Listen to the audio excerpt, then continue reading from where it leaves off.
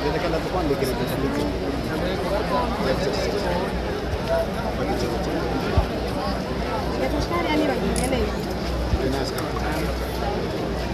mu gitondo tumwe mu masaa moya y'ubuca twabonye n'umubare mwinshi yuko mu gisagara ca Bujumbura abayita kuri Parisien n'imbere yo kwa Ndayizamba kwadutse umucanwa mwinshi. Abanyamucanwa nawo umaze kuboneka abashejwe umutekano bacu bace babangukira hagufi babona kwiza DCB bari hirya no hino bace babwira tous les services l'administration mona kuva kuri ministre de l'intérieur le gouverneur de province bose la RTNB mwese n'abamenyesha makuru ntaco mutakoze aho twagomba kubanza kubakengurukira mwese kuko ntaco mutakoze kugira ngo dushobore guhagarika umucana. Uro murabona ko masaha atarenga nk'atatu tuvuge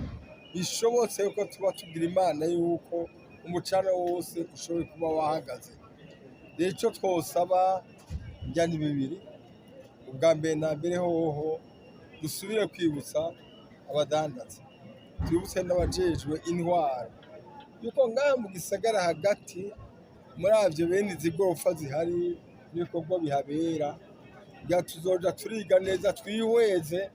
yuko nkajya amapasi agorora karimo umucanwa bintu nivyo bisigara tutazi ngene ushobora kuba wazi byose ko waheze yuko vyoguma bikorerwa ngaho ikintu cyo kwihweza neza tukaja turaraba hama tukakora n'amayira arengana yose woragiye arengana ku ruhande rumwe no ngaha ariko dushimiye cyane rwose ajeje umutekano kuko naco atakoze umucanwa ari hirya bahombe tujani warengana hino ko Dominique ndashoboye kurengana dushimiye cyane rwose na service yo ko muri badutirije vyamyamoto byose n'ivy'igihugu twakemukiye cyane rwose ama ijambo rya kabiri naryo rijanye nuko twosaba abajejwe umutekano abajejwe administration cyane yuko twobana duhimiriza abantu bafise utuntu badandaza twabo bose babishinga bitura y'amashirahamwe y'amassurance kugira ngo utuntu duhadutse impanuka nk'iyo yego n'ivyo igihugu kiba gihomvye cane rwose mugabo assurance zigiyemwo le choc est amorti kuko duca dusanga bibaye ngaha bice bisuportwa na benshi bafatwa na benshi gusumba aho bigwa ku muntu canke abantu babiri gusa murumva yuko assurance zigira ico zimaze abo n'abadandaza bato bato hama n'abanyene izo nzu kuba banyene izo nzu nyene bakoreramwo bamenye ko nabo nyene bateze kuzasurisha izo nzu zabo kugira ngo igihe hashoboye kuba habonetse ikibazo hashobora kuboneka ingene hashobora kuba uburyo bw'uko nabo nyene bashumbushwa hama kandi bene amazu manini canke ibindi hari ivyo twita maison de réassurance mamuzumva nazo nyene turazi yuko bakorana n'izi za Sokabu n'izindi kugira ngo dushobore kuja turafatikanya usanga amashirahamwe y'amassurance ajamwo ugasanga afashije byinshi gushoboka. Amazu yo ntiheruke rero abajejwe administration ko muna ko mushikanje nto hagati mu gihugu monsieur gouverneur de province mustaneri ndetse bose baciye baza kugira ngo turabe ngene ibintu bishobora guhagarara none murabihagaze mu masaha 3 muhezagirwe n'Imana duce tubasaba ko kandi badacika ivutu ivyashitse mugabo duce twihweza nyene ibintu bishobora gusubira ku murongo mu maguru ya vuba kugira ngo dushobore kubandanya tuba turakora ubuzima bubandanya. Izo zamaze kubakwa ngira ziragoye ko twovuga ngo tuzisambura mugabo abubaka ubushasha tubasaba yuko bateza kuja barasigaza ajya mu barabara bategekanije yuko ata muntu n'umwe aja kubaka mwibarabara ry'abandi turyubahirize nk'igihugu n'irya bose hamba kandi ajejwe umutekano nabo najejwe administration bakurikiza iryo tegeko kuko kirazira kazirizwa kubaka cyangwa kudandariza. Icyumba mutazi ni cyiza cyane rwose kandi inyinshi ubona ko yatanguye. Aha ubona ko two turubaka ya soko ya Bujumbura mukaza City Market isubirira ya soko ya kera Bujumbura ngaha niyo izoba yagutse nyine kuko mubivuga ikaba ifite n'amategeko yo kudandarizwamo bikwiye aho zakizimya moto zica n'ahandi mugamukundira ko n'ibyo byose bihera n'izi zirafite icyo zikora ziguma zibandanya zikora zidandaza neza. Turabe rero nizo tudandarizamo. Mbega ngaha biyakwiye yuko abantu 30 wasanga bafatikanije umwumba afite pasi y'amakara irimwo ivyekagorora umwazi mbije undi kumenda zimije azitamaye gatoya agende bose bafite impunzu bakajyaho n'amaplanshe n'ivyahehe handutse impanuka mwumva bigenda gute. Hanyuma twizere yuko nawe ni atari ico bita isanganya rivuye ku bugizi bwa nabi. Twizere bazo byotuma biba bivuye ku kigizi gisanzwe kivuye kuri amakara cyangwa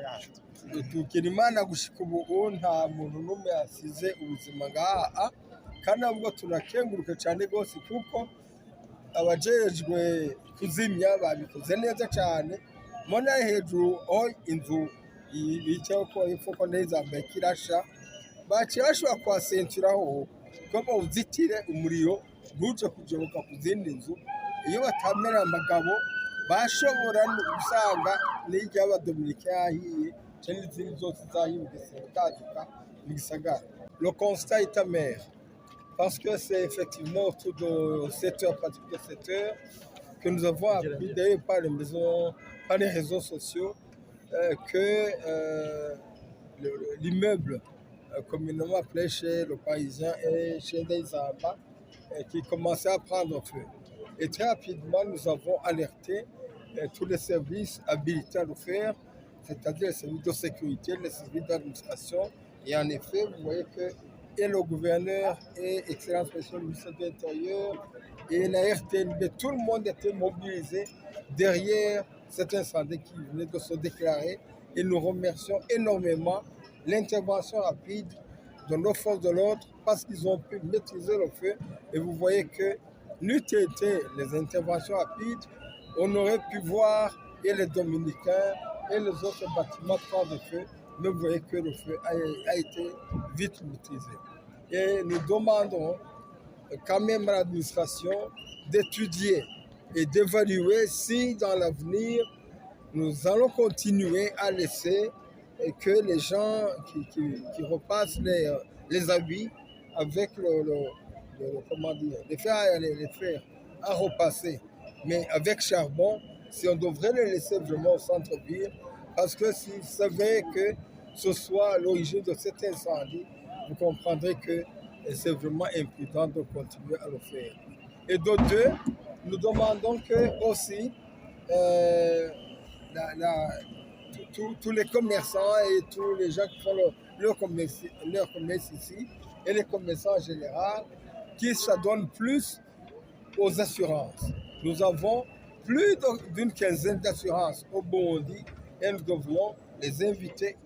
tout le monde et tous les commerçants, à prendre des assurances pour que, une fois des incendies déclarés comme ça, ils puissent être quand même indemnisés. Et nous demandons aussi aux propriétaires de ces immeubles de les faire assurer parce qu'il y a même des systèmes de réassurance où les assurances se mettent ensemble pour qu'en cas d'incendie, ils puissent de commun accord indemniser les propriétaires de ces bâtiments. Voilà, nous félicitons donc les forces de l'ordre pour leur intervention rapide et efficace parce qu'ils ont pu maîtriser la situation. Vous voyez que le transformateur à côté du bâtiment chez les Amba n'a pas pu prendre feu. Vous voyez que tout a été ceinturé sur les deux bâtiments qui avaient commencé à prendre feu. Nous demandons que les constructions soient suivies avec rigueur et qu'il n'y ait aucune construction anarchique qui soit autorisée dans notre pays. Et nous demandons à la population de respecter les places publiques. Les routes, c'est pour tout le monde. Il faut qu'ils comprennent que La route, c'est pour le passage, c'est pour la sécurité aussi. Et donc, il faut respecter. Mais quand on regarde des bâtiments qui sont déjà construits ici, au centre-ville, etc., il y a probablement peu d'espace où ils peuvent passer. Vous voyez que ça a été impossible. Je ne sais pas si on devrait les démolir, mais je pense que nous devrions plus inviter les gens qui font des reconstructions à respecter les normes pour qu'il n'y ait plus de problèmes. Nous sommes en train,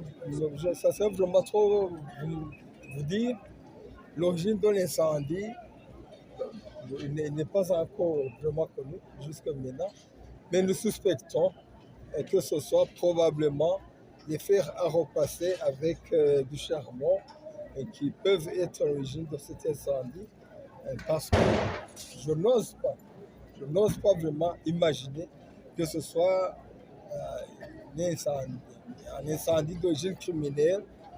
parce que l'incendie s'est déclaré à peu près à 7 heures. Il n'y avait personne qui était déjà dedans et